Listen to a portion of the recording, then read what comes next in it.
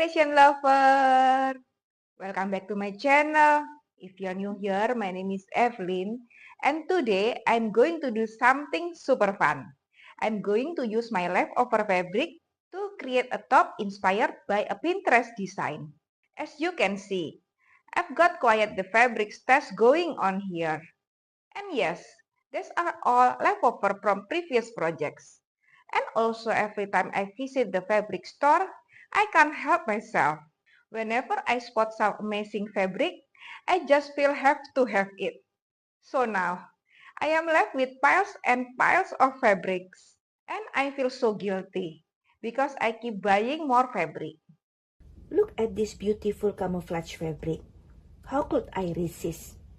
But here I am with a mountain of fabric now, and I need to do something with it. Today, I'm going to finally tackle this scrap pile. I've got this camouflage fabric which I've been saving for something special. And I think it's perfect for this top I found on Pinterest. Here's the inspiration picture. Look at this adorable top. I think I can recreate something similar using my leftover scraps.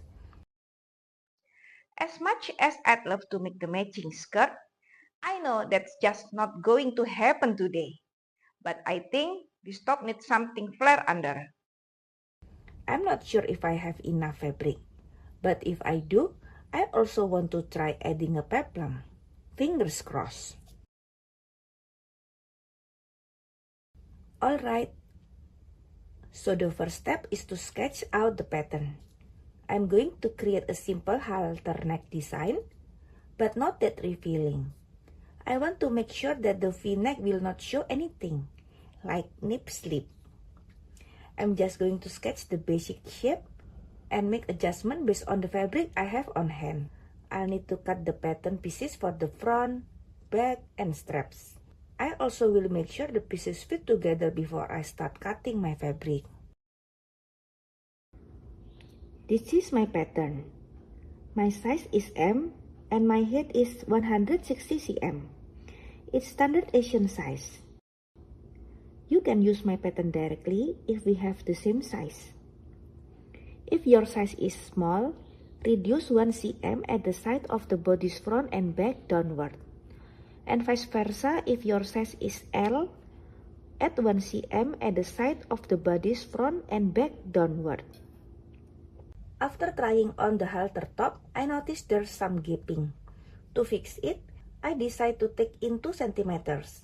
I start by marking a line from where I want to take in, all the way to the apex. Then, I cut along one of the lines.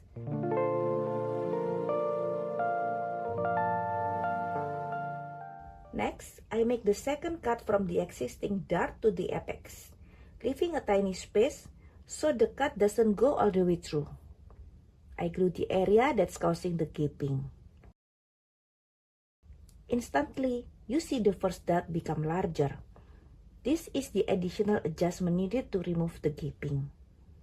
I smooth out the lines and redraw the new dart. Remember, the dart tip isn't at the apex. It's about an inch away. Here's the final pattern after adjusting the gaping. You can see the dart has been reshaped. I'm taking in the extra 2 cm. The new dart tip gives a clean fit without any sharp angle. All the lines are smoothed out, and the halter top should now sit perfectly when sewn. This pattern reflects the exact adjustment needed for a flawless fit.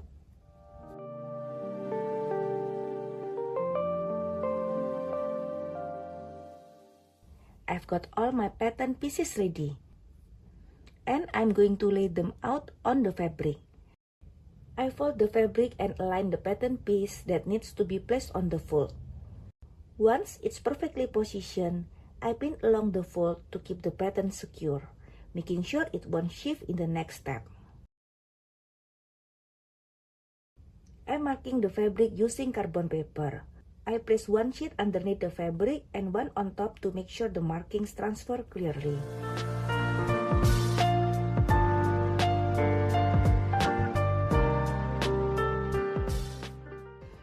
Then I run the tracing wheel across the lines. This tool is perfect for precise markings. Anyway, fun fact, according to ChatGPT, celebrities these days are getting into DIY fashion and sewing. It's becoming super trendy to create custom pieces rather than buying off the rack. It's time to cut the fabric. I'll carefully cut around the edges to make sure everything lines up. Remember to check your fabric grain line to make sure your pieces are going to the right direction. It will help with the fit and appearance of the final product. I am examining the leftover fabric. I think I have just enough fabric left for a peplum. So I'm going to cut a full circle and sew it into a flare skirt shape. This will give the top a fun and feminine touch. To make the peplum pattern, I use Omni calculator. It helps making the process easier and super accurate. With just one measurement, which is the hip area of the halter top, Omni determines the right radius of the circle that I should make. Just precise, professional result every time. Once I have the calculation, I transfer them to the paper pattern. Then cut the fabric.